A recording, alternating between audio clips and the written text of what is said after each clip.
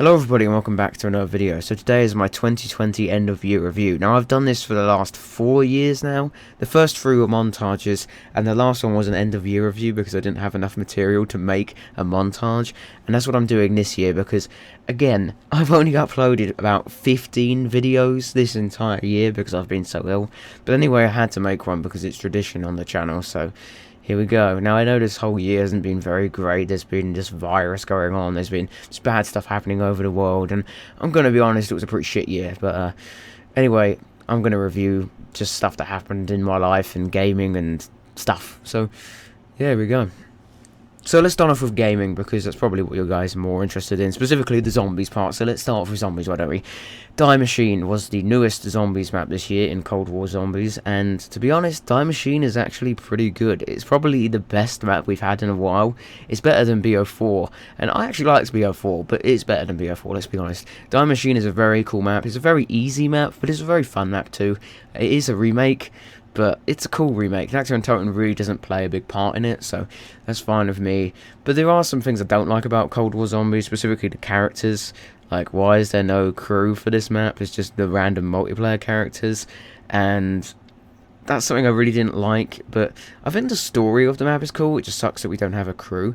But I think this map's great. It's easy, it's fun, the Easter egg is actually quite good, and it's just a great map, really.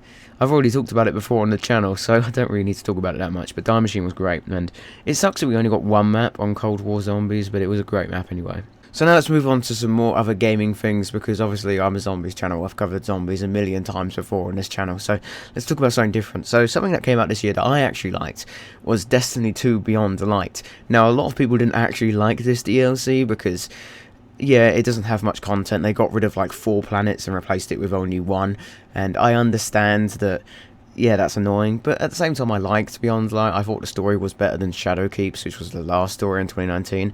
I thought it was great. I think the new supers are really cool. The Darkness supers are awesome. Stasis is pretty cool. Europa is such a cool planet. It was nice to see the Cosmodrome come back. It wasn't the whole Cosmodrome, but any Cosmodrome is better than nothing, I guess.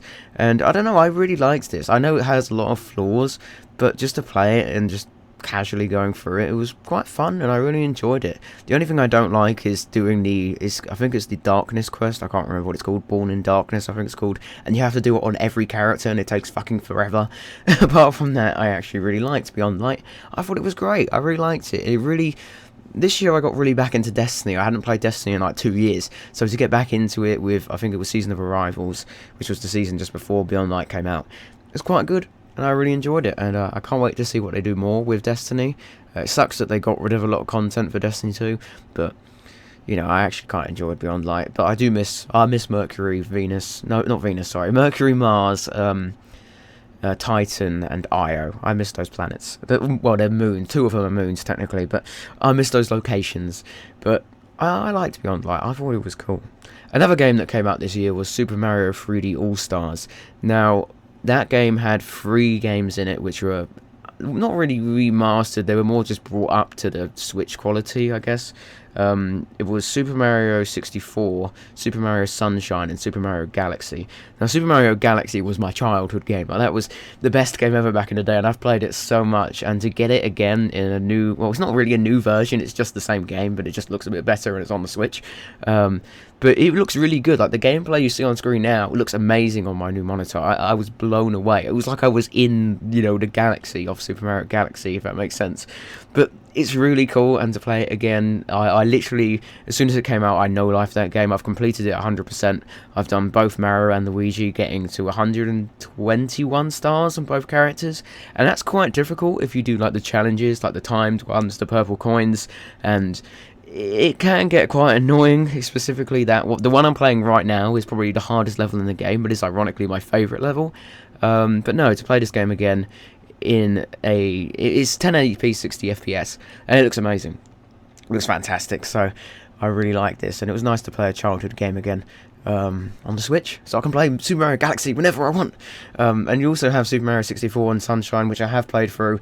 They're alright. I don't really like them as much as Galaxy, but they were still fun to play, and it was nice to play them for the first time, because I've never actually had like a GameCube, or I don't know what 64 came out on. Was it a SNES? I don't really know.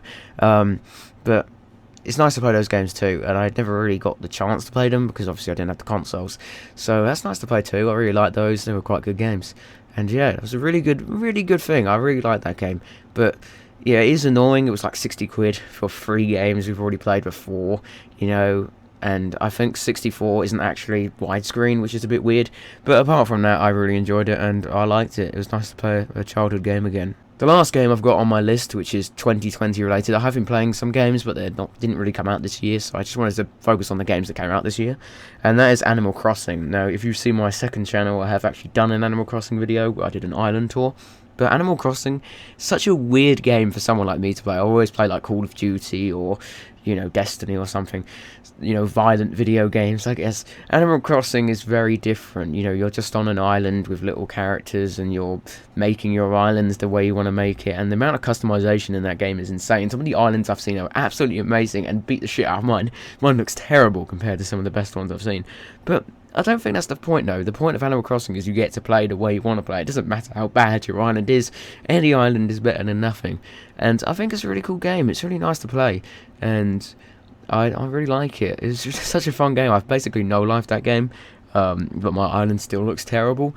I've spent so many hours on that game and my island still looks bad. So I can't imagine the amount of, you know, time people spend on this game. It's insane, but it's really fun. It's really relaxing. Apart from that guy, Tom Nook, he keeps wanting bells, which is the in-game currency, and you have to spend like an insane amount just to upgrade your house, and it takes forever. He is a greedy bastard. But apart from that, I really like the game, and it's really nice. It's just fun to relax on and catch some bugs or fish or whatever. It's quite a good game. So that's it really for the new games I've played in 2020. Those are the only ones that have come out that I've played this year. I have been playing a lot more zombies recently on Black Ops 2 and Black Ops 1. But yeah, those are the only new games I've really played. I haven't really got anything else. I am looking forward to some more. I do want to play Cyberpunk. That looks quite cool. It's really glitchy on the old consoles, so I'll wait until I get a Series X to play that. Also, there was that Back 4 Blood game that came out, which is like Left 4 Dead 3, which looks really cool, and I can't wait to play that. So I'll have to get around to playing that. But apart from that, that's really it. There wasn't really too many games that came out this year that I really played, apart from those 4. So, yeah, let's move on to the next thing. So now I wanted to do something I haven't really talked about on this channel before, and that's TV. You know, this is a gaming channel. Never really talk about TV shows and stuff I watch. But I wanted to talk about 2 shows that I watched this year because they're really cool and they just shaped my life, I guess, because I've watched so much TV in the last year. So the first thing is The Mandalorian Season 2. Now, spoilers, if you haven't seen this, you should definitely watch it for yourself. So keep that in mind. If you don't want to see spoilers, skip ahead. Anyway, there was some. This was the best season by far. Season 1 was already great, but Season 2 was just so more expansive, and seeing old characters return, specifically Boba Fett, it was really cool. I like Boba Fett. Ahsoka was really cool to see in live action for the first time, and also you had, big spoilers, Luke Skywalker appeared at the end, and Luke Skywalker is like my favourite character that's not a villain. My favourite character is Palpatine, and then it's Vader, then it's Luke. And that was really cool. It does look weird. He looks like a video game character. You know, I think it's like a deep fake thing or whatever.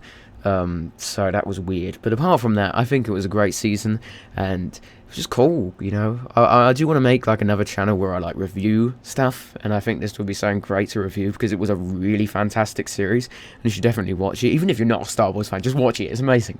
But no, it was really cool, and I really liked it, and it was great. It was nice to, you know, every episode, every week, I sat down and watched it with dinner, and it was quite fun. It's really good, and I really liked it. There wasn't really anything bad about it, really. So, yeah, every episode was great. So, let's move on. The next one we've got to talk about is Doctor Who. Now, I'm a big Doctor Who fan, if you didn't notice. And this year we had Season 12. And I'm going to be honest, it was a step up from Season 11. This is the 13th Doctor, or the woman Doctor, if you don't really watch Doctor Who. But I'm going to be honest, this series still wasn't cutting it to me. You know, the best series, in my opinion, is Series 4. That was the best one. But this series, it had some great episodes. It had the Nikola Tesla one was probably the best one. Spyfall was really cool, but that was like 2 parts, and they were both an hour long, so it was 2 hours. That was a really cool episode. I liked that one too. It was nice to see the Master again in that episode. That blew me away. I was like, oh my god, it's the Master! A new Master! And I think I can't remember what one it's called now. It's like Can You Hear Me? I think that one was pretty cool too. And also it was nice to see the Cybermen come back and the Jadoon. I love the Jadoon, like they're fucking awesome. So that was nice to see. But now, if you've seen this series, you know what I'm going to talk about, and that's the Timeless Child. Now, if you don't know what the Timeless Child is, basically, the Doctor, it goes from 1 to 13. Well, technically it's 14 Doctors because there's the War Doctor, so it goes 1, 2, 3, 4, 5, 6, 7, 8, War, 9, 10, 11, 12, 13, which is where we are now.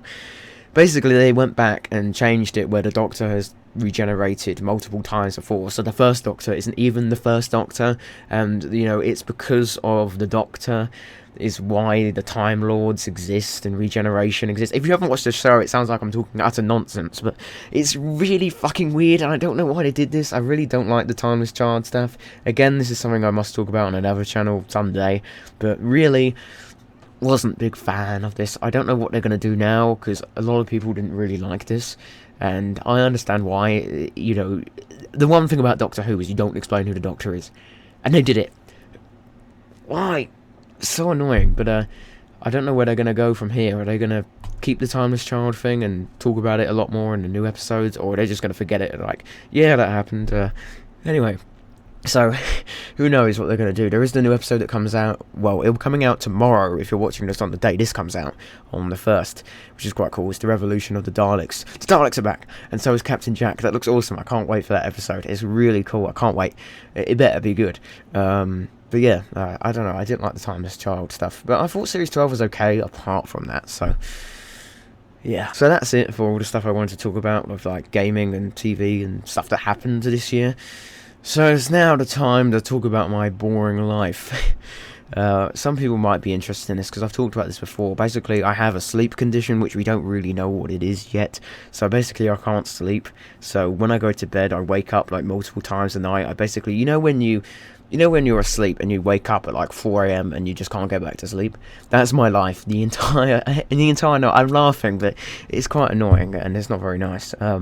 But that's my life at this point, and it sucks. And we don't really know what it is yet. We should be getting some answers soon.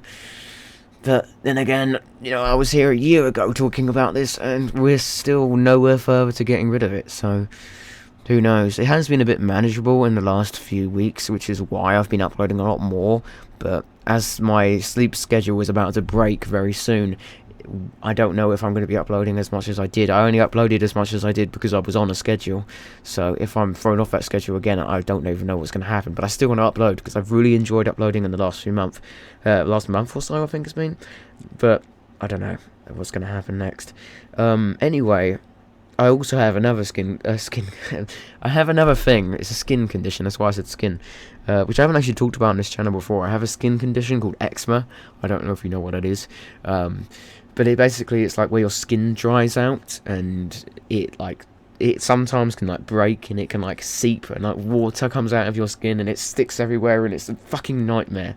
I've had it basically my whole life. It has gone and come back a bit, but right now it's really bad, and I've got sleep problems and I've got skin problems on top of each other, and it's really annoying, and there's just nothing you can do about it. I can't sleep because my skin's bad, and I can't sleep, and my skin won't get better because my sleep's bad. What the fuck? Like, seriously, I hate it so fucking much. I wish I could just get back to normal and make videos every day and go back to my normal life, but unfortunately I can't, so here I am making a video at 10:30 at night, 2 days before this is supposed to come out. But yeah, anyway, that's it really. That's all I had to talk about. I'm not going to go into any more detail than that, but yeah, maybe I'll make a full detailed video with like pictures and stuff. I don't know yet. I don't know if that's going to be a thing, but I was thinking of doing it, but I don't know. So anyway, that is it for the 2020 review. This year has been pretty shit, to be honest. There have been some cool games that came out, we've got new zombies, that was pretty cool. I liked the new Destiny stuff that came out. Animal Crossing was a very fun game, and to play Super Mario Galaxy again was cool.